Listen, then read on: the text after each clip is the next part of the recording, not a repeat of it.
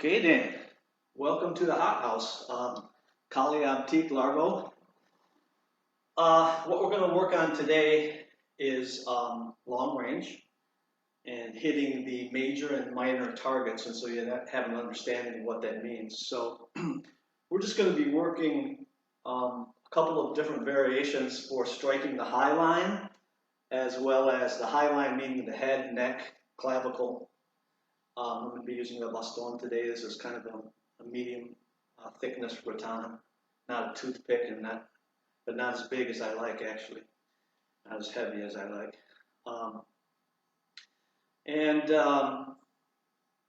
So I'm going to start out with a neutral or natural stance to make it quite symmetrical, my movements, and to show the stance turning as usual, and then put it into some straight footwork. Linear power line footwork from the closed stance or more narrow stance position. Secondly, and just remember that I'll be doing 3 movements, but those 3 movements, each time I do 3 movements, represent that I could be attacking or I could be defending.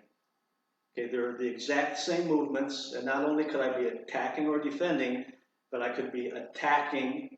I could be attacking the major target, the head, or the minor target, the hand or wrist area of the opponent, that in regards to him holding his weapon and striking me, or just having it in the guard position. So at any given time, this is what I like about the movements, is that they're just universal movements.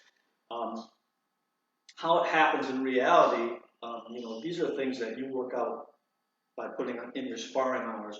And not only that, in regards to how the blade is used differently than the stick, that's something else that someone can explain it to you, but you have to cut shit and you have to hit shit, and then you'll know. How's that? What we do always use though is blade awareness, which means that these knuckles here are aligned with what would have been the bladed edge of my weapon if this were a blade. Okay? Alrighty then. One thing we can discuss though is energy. One of the types of energy of hitting is hitting through, and the other one is to hit and retract, and the third one is a focused hit. So the focused hit is more like punching. Okay, and regardless of which one you use, it's always the same as what we talked about in the last video of relax, tense, relax sequence or impulse in regards to you gripping the stick, and in regards to you also adding the Abtik in the movement. It's not totally relaxed, it's not totally tense, but it's that dynamic relationship between relaxation and tension that you're looking for. Okay, so we're going to give you a kind of a side angular view today, just as an experiment. And again, I'm going to be starting out in a neutral or natural stance. And basically, I'm just going to be working on 3s, okay? So my first 3 is 1, 2, 3. My second 3 is 2, 1, 2, all right? I'm counting oddly because I'm confusing myself with numbering system versus combination, all right? But anyway, it's 3 movements, all right? Forehand, backhand, forehand, backhand, forehand, backhand. Forehand, backhand, forehand, backhand, forehand, backhand.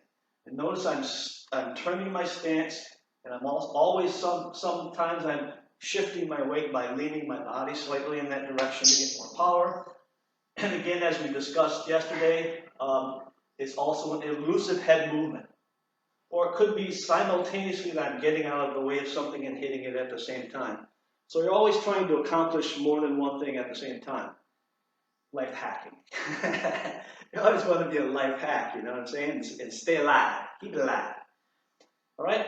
So the next one will be hit up and down this way. All right? So 1, 2, 3. 1, 2, 3. 1, 2, 3. 1, 2, 3. And the next one will be backhand, upward, backhand. Backhand, upward, backhand. Backhand, upward, backhand. Backhand, upward, backhand. Okay, so we're working what it's normally called one side of the X.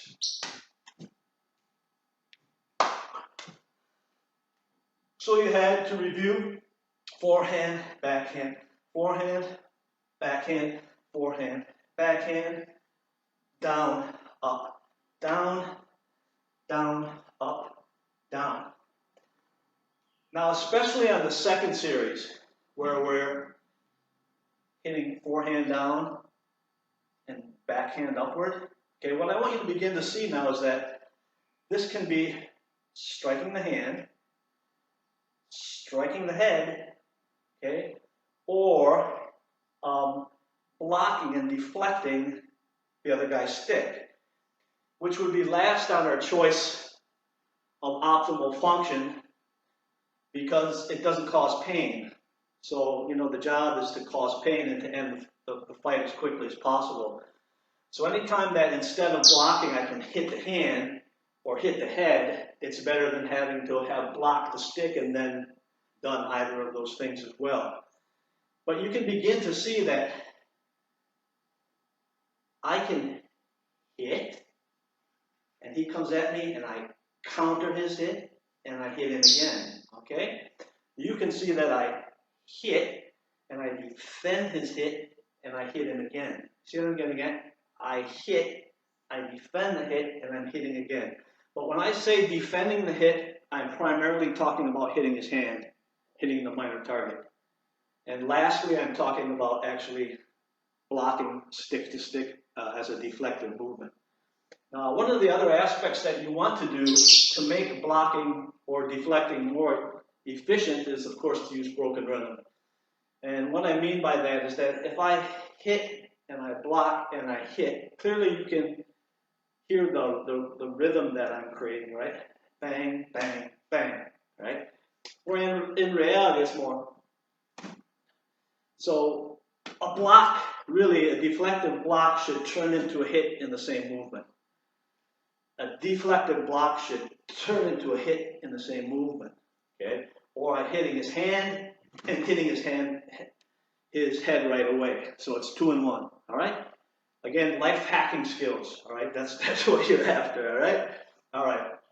So now I'm going to go ahead and get in my guard position, okay? And it's still going to be stationary for now, okay? And basically what I'm going to do is I'm going to shift forward on the first hit and then shift backwards and shift forward again. So forward, backward, forward. Forward, backward, forward. Forward, backward, forward.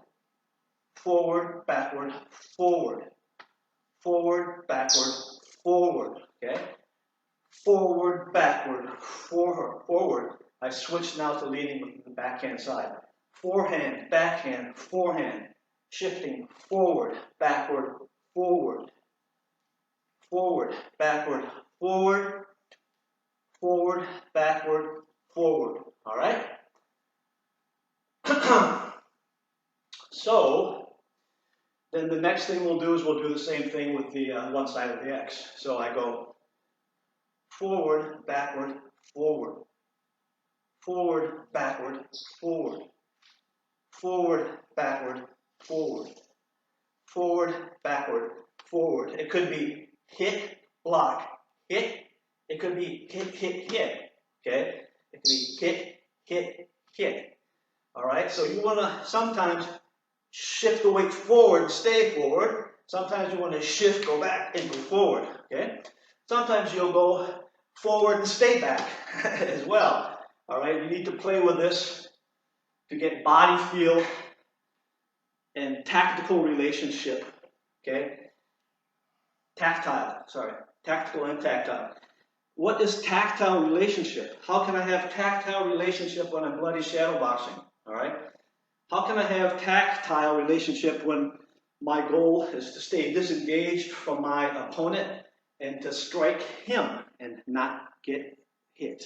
So tactile means my feel with my body and gravity and the floor and my sense of balance. Tactile means feeling my grip, feeling when impulse occurs and having control of those movements. That's tactile, all right? You're feeling it, all right? Now, when it gets into actual usage, tactile striking or tactile stabbing or thrusting and so on without getting into grappling, all right, not that type of tactile, means that you feel your hit. You feel the hit. You feel how you've made impact, and you feel and see the cause and the effect of that, which gives you the very next thing to do. That's all in a live relationship, all right?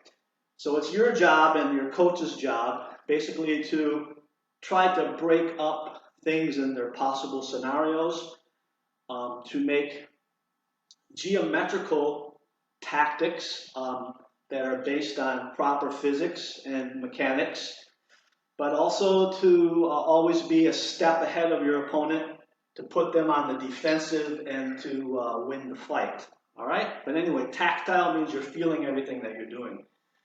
So we'll start on the backhand side now. So I have shifting forward, backward, forward. Shifting forward, backward, forward. Forward, backward, forward. Forward, backward, forward. Forward, backward, forward. Forward, backward, forward. All right? And again, the idea is that you can be striking a major or minor target with any of these hits. Okay? I had to go barefoot today because of something, but so I hope I don't fall on my ass on this tile, but I should be wearing my tennis shoes. Much better to have good tires than no tires. Okay, so on this one, we'll go ahead and push step forward, and push step backwards, and push step forward. Okay? So forward, backward, forward. Forward, backward, forward. I can tell I'm slipping. Forward, backward, forward. Forward, backward, forward. Now I'm going to change up a little bit by advancing with the push and retreating with the shuffle and advancing with the push. Push, shuffle, push. Push, shuffle, push. Push, shuffle, push. Okay, I'm going to go to the backhand side first and go push, push. Push forward, push back, push forward. Push forward, push back, push forward. Forward, back, forward. Then I'm going to do push, shuffle, push. Push, shuffle, push. Push, shuffle, push. Okay? Now, the idea of using a shuffle retreat as opposed to the push retreat can be for a number of reasons. But primarily, when you retreat by using the shuffle retreat, is that you're actually moving away instead of having the base foot there that has to be completed. All right? So, in other words, it takes the entire body more efficiently and effectively out of the way than the push. But you need both. And you need to be able to go from push to shuffle and from shuffle to push. So there's combination retreating footwork as well. It's all in the footwork. All right. So where are we? Okay, so now we go push, push, push. In the bush. Push, push, push. Push, push, push. So I can be thinking about hit, block, hit. Hit, block, hit. That time I shuffled. Hit, hit, hit. Hit, hit, hit. Forward, back, forward. That time I shuffled again. Hit, push, hit. Now we'll go shuffle. Hit, shuffle, hit. Hit, shuffle, hit. Hit, shuffle, hit. And on the backhand side,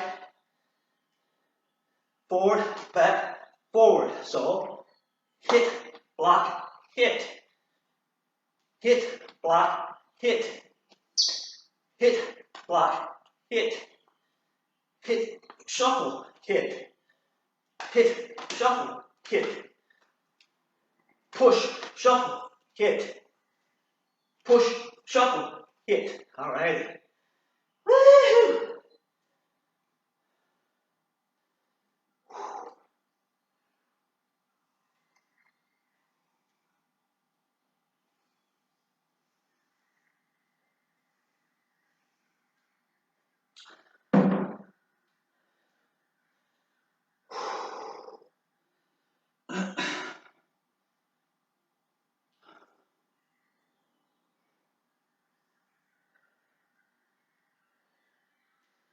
So let's get back to talking about 2 and 1 or 1 and 2.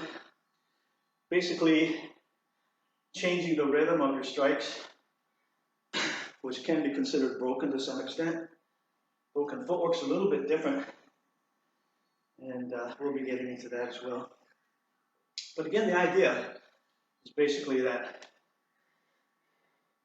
you have 1, 2, 3, okay? Or you have 1, 2, 3. Or you have 1, 2, 1. I fucked up. Or you have 1, 2, 3, okay? 1, 2, 3. 1, 2, 3. 1, 2, 3. See what I'm getting at? We have 1, 2, 3. You have 1, 2, 3. You have 1, 2, 3. And you have 1, 2, 3. All right. So we talked about the number 3 before, and it's always a good reference point in many different ways. So you want to see how many ways you can apply that number 3 in regards to initial breakdowns of how to do things a little bit differently. Oh. And the same with this one. 1, 2, 3. 1, 2, 3. 1, 2, 3. 1, 2, 3. 1, 2, 3. 1, 2, 3. Okay? And again, you're looking for body feel, recovery of balance, ease of movement, your relationship with balance points on the floor, you're turning and shifting. Okay? When it gets into stepping now, again, it's pushing off by straightening the leg, shuffling by replacing. You can push forward or you can push backwards. Okay? You can shuffle forward also. Okay? So I didn't include that. So you can shuffle forward, you can shuffle push, you can push shuffle, you can push shuffle. You see? So all these things are to be played with and experimented with. And those last 2 examples were actually broken rhythm, which we'll talk about more later. So that's all I really wanted to show in regards to what I had in mind, but we'll take it a little bit further and talk a little bit about the difference between the Largo that I learned classically long range and the way that I do it now. The Largo that we learned classically really went into lunging. So it had the shifting, but you really got low into your postures. Okay, really great conditioning. Still a good thing to do, in my opinion, is that type of training. Okay, and then when we got off of the line, basically this kind of thing, replacement step, right? Replacement step, forward and such and back. Yeah?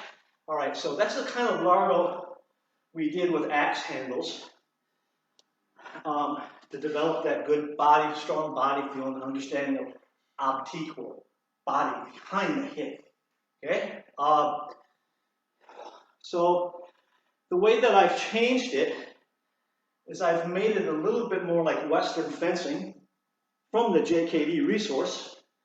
And so basically now the Largo, the primary Mar-Lago, oh Dan, yeah, Trump didn't invite me yet, thank God. It would be fun though. So the primary retreat and hitting of the hand is done with the shuffle step. Now, if I talk about using a forehand strike to attack the hand that's attacking me. One can be Abtik and follow through and end up on the backhand side. Or the second variation would be redondo, which would end up on the forehand side. So we'll look at it this way, okay? One, when I retreat, is this way, and one when I retreat is this way. It all depends what you're trying to accomplish, okay? And based upon other impact factors that you're aware of as things are going down, all right? All right. And then the primary way of advancing is the push-off step. But just like yesterday, what we talked about, is I can simply lift up and set down the feet. I can do it the same backwards. I'm not really stepping anywhere, okay? So I can apply the same footwork by simply lifting up and setting down the feet. Not really going anywhere, okay? But still adding oomph and aliveness in the footwork, all right? The other thing at the longest distance, we've already worked the push, so I don't want to be too redundant. At a longer distance, we would steal a step. Okay. So if I need to cover more ground, or I want to maybe even add a fake, like a fake kick, then that's what I would do. Or I simply would have maybe just put something out there, maybe a fake movement as I shuffle, and then gone into a push step to complete my movement, right? So now we're getting into progressive indirect attack kind of thing, or faking and feinting. And for us, that always involves footwork, okay? So I could push step with my initial fake attack, and then shuffle push.